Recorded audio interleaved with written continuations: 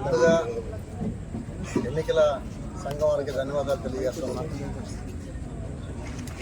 ఎందుకంటే మేము ఏదైతే పెట్టుకున్నామో ఆ గ్లాస్ సింబలర్ అని అది గుర్తు మాకు ఇచ్చినందుకు వారికి ధన్యవాదాలు తెలియజేస్తా ఉన్నా.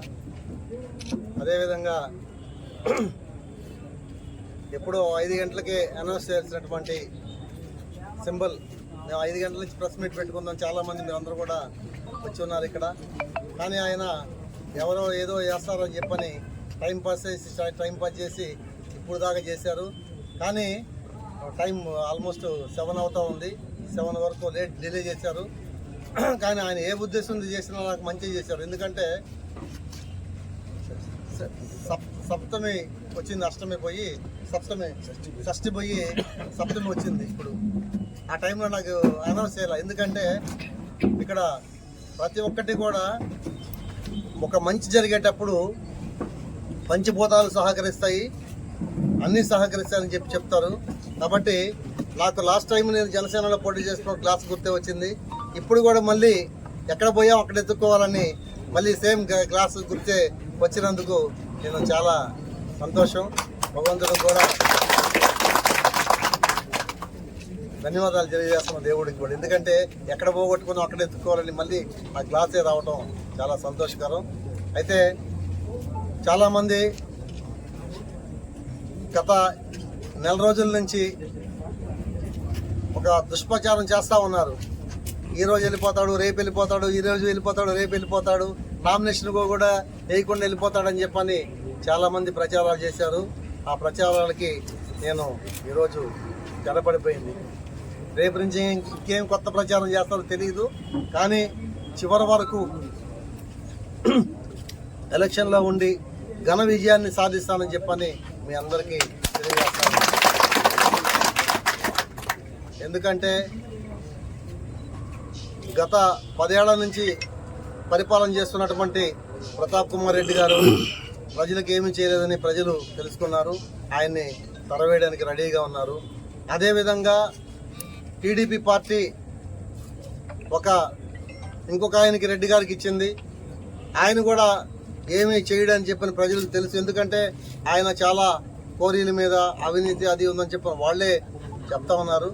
అయితే ఆయనకు కూడా వేసే పరిస్థితులు లేదు.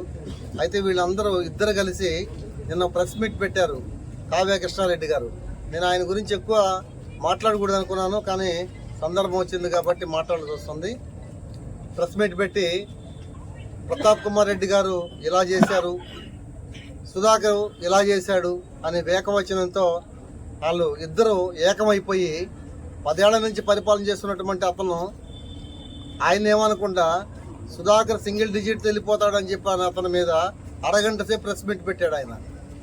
ఆయనే పెట్టాడు ఒక ఏదో ఛానల్లో ఇంటర్వ్యూ ఇస్తూ, సుధాకర్ ఏంటి ఇండిపెండెంట్గా నిలబడ్డాడంటే ఆయన ఏం చెప్పాడంటే సుధాకర్ రాజకీయ నేపథ్యం కలిగినటువంటి కుటుంబంలోంచి రాలేదు, ఒక అనామకుడు మామూలుగా వచ్చినటువంటి వ్యక్తి, అతనికి సింగిల్ డిజిట్లు వెళ్ళిపోతాడు, ఆయన గురించి నేను మాట్లాడాలని చెప్పినటువంటి వ్యక్తి హాఫ్ అన్ అవర్ నా గురించే మాట్లాడాడు.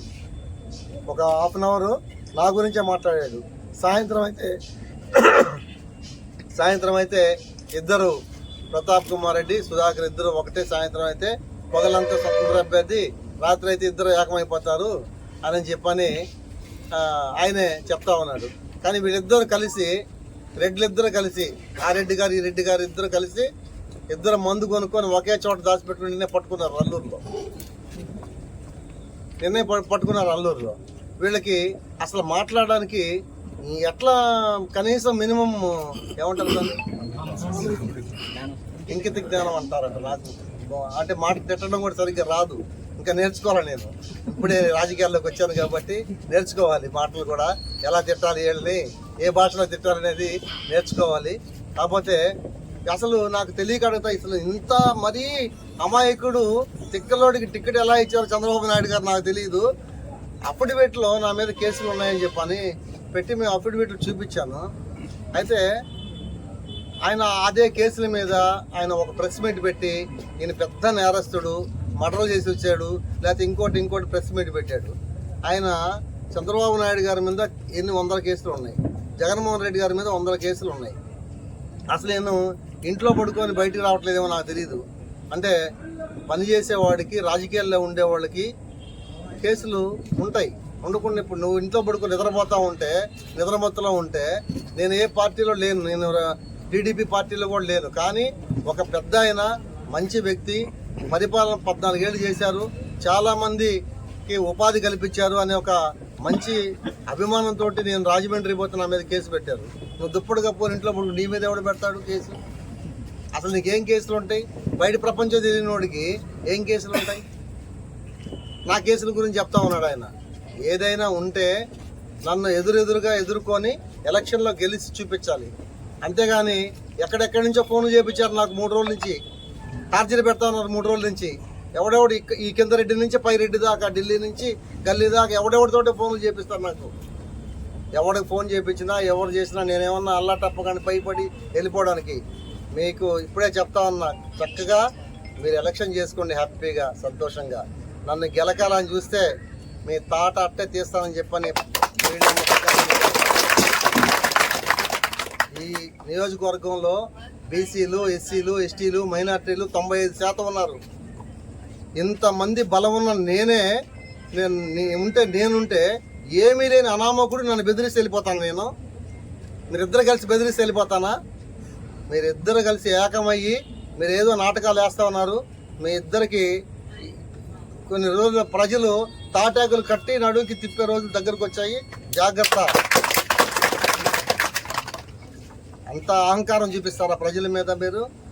అంటే బీసీలు అంటే, ఎస్సీలు అంటే, ఎస్టీలు అంటే అంత వివక్ష మీకు? కాబట్టి జాగ్రత్తగా మాట్లాడడం నేర్చుకోండి, మంచి సంస్కారంతో మాట్లాడడం నేర్చుకోండి. ఎలక్షన్ లాగా చేసుకోండి. బెదిరించి మీకు డబ్బులు ఇస్తాము, ప్యాకేజీలు ఇస్తామని అంటే నేనేమన్నా రెడ్డిని ఆ ప్యాకేజీలు తీసుకొని వెళ్ళిపోవడానికి? నేను రెడ్డిని కాదు ప్యాకేజీ తీసుకెళ్ళిపోవడానికి. బీసీని కష్టపడి స్వయం కృషితో జనం కోసం, నా జాతి కోసం రాజకీయాలు చేయాలని వచ్చాను. కానీ మీలాగా రాజకీయాల్లో డబ్బులు పెట్టి గెలిచి గ్రావులు అమ్ముకోవడానికి, భూ కబ్జాలు చేయడానికి రాజకీయాల్లోకి రాలా. నేను ప్రజలకు సేవ చేయడానికి వచ్చా రాజకీయాల్లో. బడుగు బలిహీన వర్గాల్లో నుంచి వచ్చినవాడిని నేను. ఈ జాతి కోసం పనిచేయడానికి వచ్చా, జాతి రక్తం తాగడానికి రాలా. మీరు అందరు ప్రజల రక్తం తాగి పెద్దవాళ్ళు అయిపోయి ప్రజల మీద మీరు అహంకారం చూపిస్తూ ఉన్నారు. ఈ అహంకారం అణిచివేయడానికే రాజకీయాల్లోకి వచ్చా. అందరిలాగా బెదిరిస్తే పారిపోయాడు కదా, గుర్తుపెట్టుకోండి మీరు జాగ్రత్తగా. ఇంక నుంచైనా బుద్ధి తెలుసుకొని చక్కగా మీ ఎలక్షన్, మీ క్యాంపెయినింగ్ మీరు చేసుకోండి. నా ఎలక్షన్, నా క్యాంపెయినింగ్ నేను చేసుకుంటా. నా జాతి అంతా ఓట్లేస్తే నేను గెలుస్తా. బీసీలు, ఎస్సీలు, ఎస్టీలు, మైనార్టీలు ఇక్కడ 95% ఉన్నారు. బట్ నేను మీ అందరికి భయపడి పారిపోయేవాడిని కాదు. కాబట్టి జాగ్రత్తగా మెసులుకోవాలని చెప్పని నేను హెచ్చరిస్తా ఉన్నా. ఇప్పటి వరకు నేను ఎవరిని కూడా మాట్లాడలేదు. ఎందుకంటే నేను కులాలకి, మతాలకి వ్యతిరేకం కాదు. నేను రెండే, మానవత్వం లేని మతం కాదు, కులం కాదు అనుకునేవాడిని. చాలా మంచి సాంప్రదాయాల్లో ఉండేటువంటి వాడిని. మీరు ఇలా రెచ్చగొట్టి ఇట్లా చేయటం సమంజసం కాదు. మీ అహంకారాన్ని తగ్గించుకోండి. మీరు రెడ్లు ఇద్దరు తోడు దొంగల్లాగా తయారయ్యారు. మీరు జాగ్రత్తగా మెచ్చులుగా పోతే ప్రజలు ఊరు లేకపోతే కుర్రు కాల్చి వాత పెట్టే రోజులు దగ్గరగా ఉన్నాయి. మీకు వాతలు పెట్టించుకోకుండా మర్యాదగా చక్కగా ఎలక్షన్ చేసి సర్దుకొని ఇంటికి వెళ్ళిపోవాలని చెప్పని నేను కోరుకుంటాను మీ ఇద్దరిని. కాబట్టి మరి ఇప్పటి నుంచైనా తెలుసుకొని చేయాలని చెప్పని తెలియజేస్తా ఉన్నా. ఎలక్షన్ సంఘం వారికి కూడా మరోసారి ధన్యవాదాలు తెలియజేస్తా ఉన్నా. గ్లాస్ సింబల్ గుర్తు వచ్చింది. మేము రేపు నుంచి మా గుర్తు గ్లాస్ గుర్తు.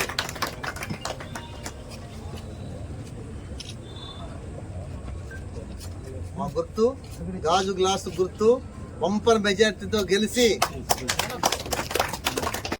అంటే పోటీ అనేది వైసీపీకి టీడీపీ మధ్య పోటీ ఉంది, కానీ మీకు అంతగా ఎక్కువగా ఓటింగ్ కాదని చెప్పి ప్రచారం జరుగుతుంది